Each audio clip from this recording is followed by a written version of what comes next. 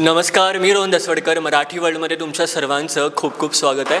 तर निमित्त आहे स्टार प्रवाह परिवार पुरस्कार 2024चं. प्रत्येकाचीच आपली तयारी जोरदार सुरू आहे आणि माझ्यासमोर मंदार आणि गिरिजा आहेत. ते म्हणजेच सुख म्हणजे नक्की काय असतं या मालिकेतील अधिराज आणि नित्या. हाय, कसे आहात दोघं? हॅलो, मस्त.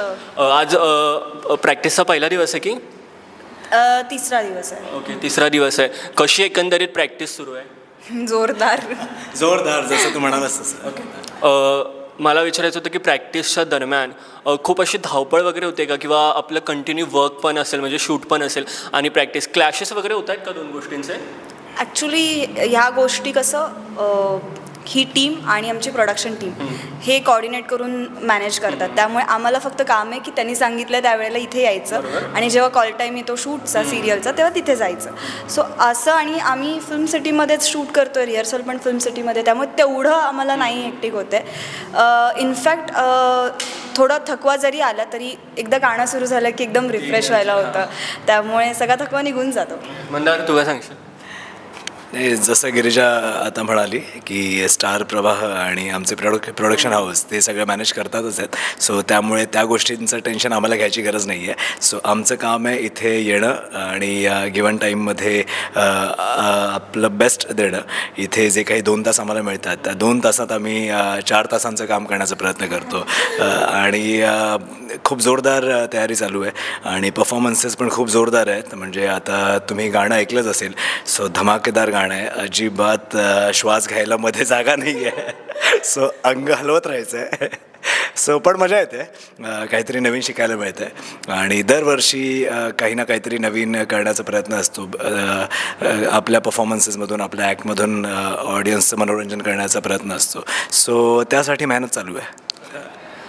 ज्यावेळेस तुम्हाला कळलं की आता पुरस्कार सोहळ्यासाठी आपल्याला प्रॅक्टिस सुरू करायची आहे, एकंदरीत किती मिस करत होता तुम्ही, आणि ज्यावेळेस कळलं त्यावेळेस किती एक्साइटमेंट होती?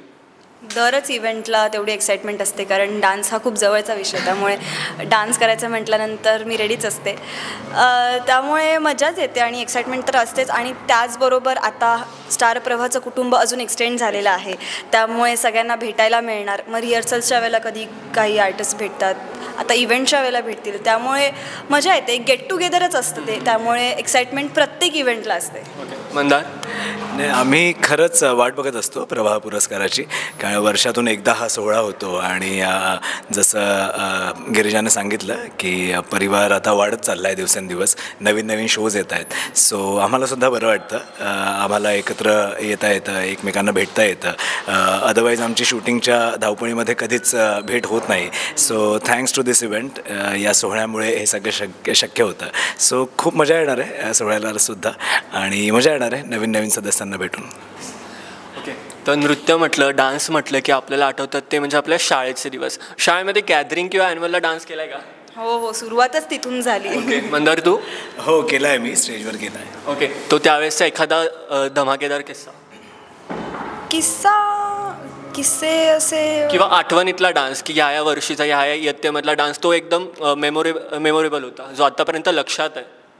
तसे तर डान्स पण आत्तापर्यंत काही स्टेप्स आठवत आहेत, पण मी 2रीत किंवा 3रीत असेल आणि ते ब्राझील गाणं ना, ब्राझील, तर तेव्हा ते जे पॉम्पॉम असतात, आम्हाला आधी सांगितलेलं की तुम्हाला पॉम्पॉम बनवायचे, हा प्रोजेक्ट आहे. आणि नंतर जेव्हा मी बनवले त्याच्यानंतर आम्हाला लक्षात आलं की आम्हाला गॅदरिंगमध्ये त्या सॉन्गवर परफॉर्म करायचे, आणि आपण ते जे प्रोजेक्ट म्हणून केलं होतं तेच आपल्याला वापरायचे. सो ते एक असतं ना की अरे आपण बनवलेले आहेत, किंवा दुसऱ्याचे कोणाचे किती चांगले झालेत, आपले असे झालेत, तर ते मला आठवतं आहे. पिंक फ्रॉक आणि सॉक्स आणि ते ब्राझील गाण्यावरती ते स्टेप्स, तर ते आठवतं. आणि बरेच डान्स परफॉर्मन्सेस आहेत, कारण सुरुवातच डान्सने झाली, त्यामुळे खूप मेमरीज आहेत. मंदार, शाळेतला डान्सच्या वेळेस एखादा आठवणीतला किस्सा? नाही, हिने ब्राझील गाण्यावर केलं आहे, मी फिर भी दिल है हिंदुस्तानी गाण्यावर केलं आहे. हे खरंच सांगते, 8वीत होतो मी, आणि मोठं होत असताना पहिल्यांदा मी स्टेजवर त्या गाण्यावर परफॉर्म केलेलं, आणि माझी पहिलीच वेळ होती. सो आता एवढं नीटचं आठवत नाही आहे, पण त्यावेळेला आय थिंक 6 मुलं होतो आम्ही, आणि तो ग्रुप डान्स होता, सो ॲन्युअल डेचा. सो त्यावर परफॉर्म केलेलं.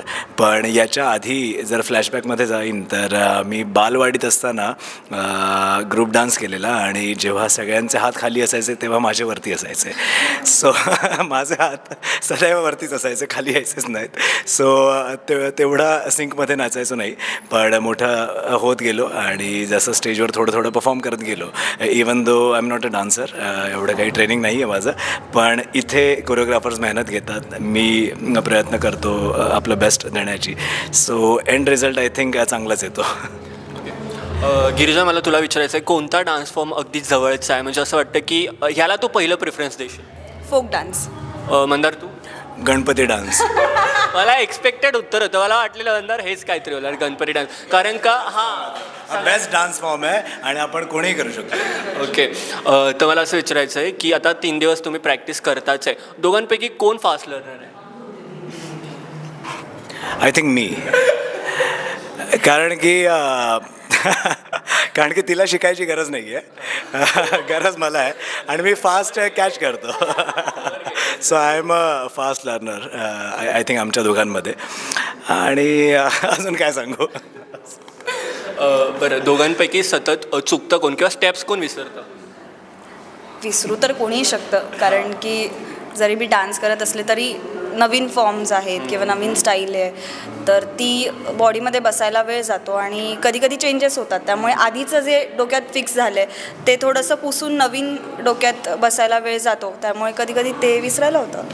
आता शिवपार्वतीच्या मनमोहक नृत्याने आता प्रेक्षकांना काय बघायला मिळणार आहे?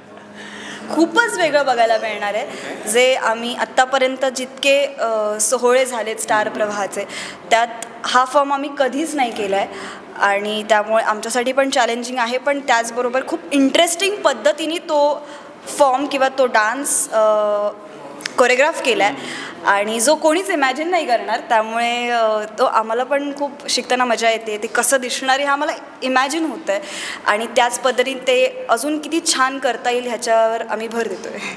मंदार, तू काय सांगशील?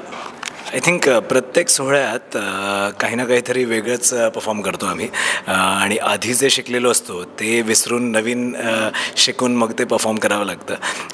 आणि थँक्स टू स्टार प्रवाह आणि क्रिएटिव्ज आणि इथले सगळे कोरिओग्राफर्स, ते आमच्यावर विश्वास ठेवतात आणि आम्हाला काहीतरी युनिक करायला देतात दरवर्षी. सो मागच्या वर्षी आम्ही थिएटरमध्ये डान्स केलेला, थिएटर म्हणजे लाईव्ह थिएटरमध्ये आम्ही डान्स करतो आहे असं ते शूट केलेलं. तो एक युनिक कॉन्सेप्ट होता. शिवपार्वती आम्ही झालोच आहोत, 2 वेळा झालो आहे. एरियल ॲक्ट गिरिजाने केला आहे. आय थिंक बऱ्याच वेळा मी गिरिजाला उचलून फिरवून वगैरे झालं आहे. सो दरवर्षी काही ना काहीतरी वेगळं असतं. यावर्षी आमची खऱ्या अर्थाने मारामारी होणार आहे. सो खरंच यावर्षी लिटरली डान्समध्ये आम्ही मारामारी करणार आहोत. सो आता काही सांगत नाही, तो टेलिकास्टमध्ये बघा. थोडक्यात आम्ही सिरियलमध्ये तोंडाने जी मारामारी करतो तशीच आम्ही स्टेजवरती डान्स फॉर्म थ्रू करणार आहे. ओके. एकंदरीत आता इव्हेंटसाठी किती उत्सुक आहात दोघं पण? खूप एक्सायटेड आहोत. परफॉर्मन्सेस कसे होतील, तुम्हाला ते कसे वाटतील, त्याच्यानंतर आपण काय वेअर करायचं, कसे दिसू, सगळेच आहे. ते एक मोठं प्रश्नचिन्ह आहे. ते एक मोठं प्रश्नचिन्ह आहे. आम्हाला सुद्धा नाही माहीत. आय थिंक खूप कमी दिवस उरले आहेत आता, पण वी आर ऑल्सो क्लूलेस की काय घालायचं आहे. आणि दरवेळेला काही ना काहीतरी युनिक कलर कोड असतो प्रत्येक फॅमिलीला. सो आम्हाला पण एक वेगळा कलर कोड मिळालेला आहे आणि त्यामुळे हा प्रश्न पडला की अरे या रंगाचे कपडे म्हणजे आपण कसे दिसू हा रंग घातल्यावर. सो चालू आहेत प्रयत्न, चालू आहेत, आउटफिट शोधतोय. सगळे सुंदरच दिसू. ऑफकोर्स. नक्कीच. ओके. आता जाता जाता मला तर माहिती आहे की तुम्ही पुरस्कार सोहळ्याला तुमचं बेस्ट द्याल, तरीसुद्धा मराठी वर्ल्डच्या संपूर्ण परिवाराकडून तुम्हाला खूप खूप शुभेच्छा आणि थँक्यू सो मच. थँक्यू.